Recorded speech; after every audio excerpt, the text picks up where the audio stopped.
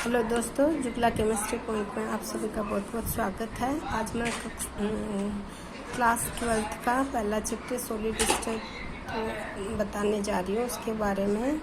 तो सबसे पहले हम इंट्रोडक्शन के लिए देखेंगे। कोई भी पदार्थ है वो उसकी मुख्य 3 अवस्थाएं होती है, सॉलिड, द्रव और गैस। और अपने 9th क्लास में एक प्लाज्मा भी लिखा हुआ है।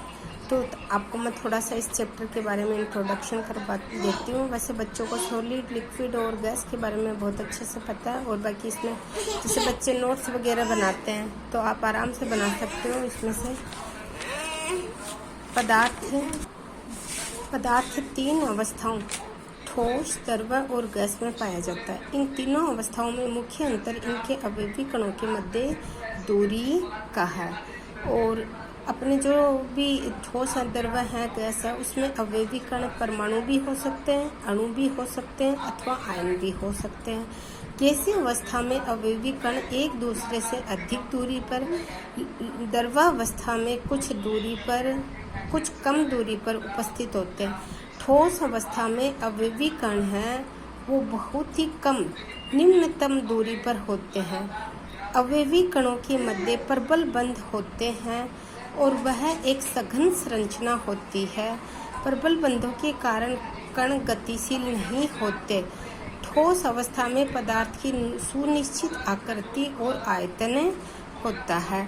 तो जिस भी पदार्थ की जो आकृति निश्चित होती है, आयतन होता है, द्रव्यमान होता है, वो सब क्या कहलाते हैं? ठोस पदार्थ। अब इसमें आगे देखें। इसके बाद में अपना पॉइंट आता है, एक छोटा सा 1 नंबर का क्वेश्चन बनता है कि ठोस पदार्थों के सामान्य लक्षण लिखिए। ये क्वेश्चंस अपने 9th 10th में सबको पता है, लेकिन फिर भी कई बार पूछ लिया जाता है। तो ठोस पदार्थों का द्रव्यमान, आयतन, आकार और आकृति निश्चित होती है। ठोस पदार्थ कठोर और असंपीड्य होते हैं। असंपीड्य का मतलब यदि हम ठोस पदार्थ को दबाते हैं तो उसकी आकृति में कोई परिवर्तन नहीं होता, वो संपीड़ित नहीं होता, उसे हम असंपीड्य कहते हैं। अंतराण्विक बल प्रबल होते हैं, मतलब ठोस जो पदार्थ है उसके अवयवी कणों के मध्य जो अंतराण्विक बल लग रहा है वो बहुत ही प्रबल है। अवयवी कणों, अणु, आयन अथवा परमाणु के मध्य दूरियां कम होती है। ठोस पदार्थों में अवयवी कणों की स्थिति निश्चित होती है, परंतु वे अपनी स्थिति के सापेक्ष दोलन कर सकते हैं। तो दोलन का मतलब है, जैसे ये डॉट है, ठोस पदार्थ में ये अवयवी कण है तो इसके जस्ट इतना ऊपर या इसके जस्ट इतना नीचे, इस गति को हम दोलन गति कहते हैं। तो ठोस पदार्थ में जो ये अवयवी कण है ये इस तरह से दोलन करते हैं। ठोस पदार्थों का घनत्व उसकी द्रव और गैस अवस्था से अधिक होता है, क्योंकि इनका द्रव्यमान ज़्यादा होता है इसलिए इनका घनत्व भी अधिक होता है। नोट्स, जो बच्चे नोट्स बनाएंगे सबसे पहले तो इंट्रोडक्शन में लिखेंगे, फिर ये ठोस पदार्थों के सामान्य लक्षण हो गए, ये क्वेश्चन भी बन गया। फिर जो ठोस है उनको मुख्यतः 2 भागों में बांटा गया, एक तो क्रिस्टलीय ठोस और एक अक्रिस्टलीय ठोस, क्रिस्टलाइन एंड अमोर्फस सॉलिड्स। तो सबसे पहले हम क्रिस्टलीय ठोस के बारे में देखेंगे। ठोस पदार्थों को मुख्य रूप से 2 भागों में बांटा गया है, क्रिस्टलीय ठोस और अक्रिस्टलीय ठोस। तो सबसे पहले हम क्रिस्टलीय ठोस को देखेंगे।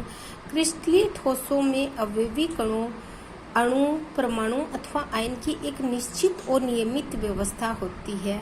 इसका मतलब है कि यदि हम NaCl का क्रिस्टल देखें तो पहले NaCl, फिर क्लोराइड आयन, फिर सोडियम आयन, फिर क्लोराइड आयन, फिर सोडियम आयन, फिर क्लोराइड आयन। इट मीन्स इनका जो व्यवस्था है कणों की, जो धनायन और ऋणायन है, उनकी नियमित व्यवस्था है। अवयवी कणों की ये व्यवस्था दीर्घपरासी होती है। दीर्घपरासी का मतलब ये ऐसा क्रम चलता ही रहता है, अर्थात कणों की व्यवस्था का एक निश्चित पैटर्न होता है और इस पैटर्न की संपूर्ण क्रिस्टल में समान अंतराल पर पुनरावृत्ति होती है। उदाहरण के लिए sodium chloride crystals, potassium chloride, sodium sulphate, potassium carbonate, iron, gold, copper, quartz आदि, ये सभी क्रिस्टलीय ठोस के उदाहरण हैं। तो बच्चों, कई बार क्वेश्चन पूछा जाता है क्रिस्टलीय ठोस के उदाहरण लिखिए। तो आप इनमें से कोई भी उदाहरण लिख सकते हैं, जितने आपको उदाहरण पूछे जाएं। क्रिस्टलीय ठोस के गलनांक निश्चित होते हैं और इनके शीतलन वक्र असतत होते हैं। तो इस जो शीतलन वक्र असतत पॉइंट है, इसको हम आगे समझेंगे। क्रिस्टलीय ठोस वास्तविक ठोस कहलाते हैं। जो क्रिस्टलाइन सॉलिड्स हैं वो ट्रू सॉलिड्स कहलाते हैं।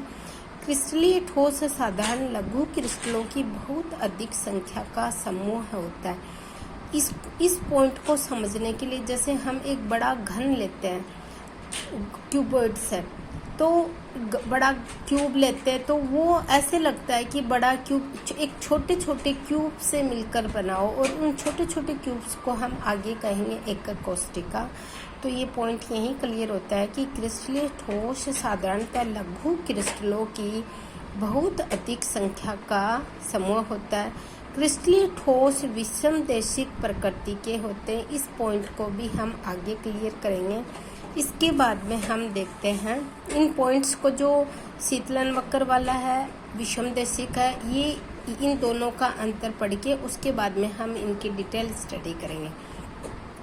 क्रिस्टलीय ठोसों में अवयवी कणों की कोई निश्चित व्यवस्था नहीं होती और न ही कोई निश्चित ज्यामिति और आकृति होती है।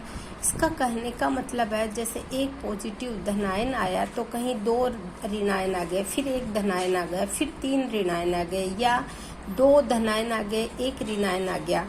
इट मीन्स इनकी व्यवस्था, एक क्रम है, वो व्यवस्थित नहीं है। इन ठोसों में अवयवी कणों की व्यवस्था लघु परासी होती है। मान लो थोड़ी देर वो क्रम चलता है, जैसे धनायन आया, ऋणायन आया, 2 धनायन आए, 2 ऋणायन, लेकिन ये थोड़ी सी देर चलता है, उसके बाद में ये क्रम क्या हो जाता है, डिस्टर्ब हो जाता है। इन ठोसों में अवयवी कणों की व्यवस्था का एक अनियमित पैटर्न होता है, जिसकी पुनरावृत्ति कम दूरी तक पाई जाती है।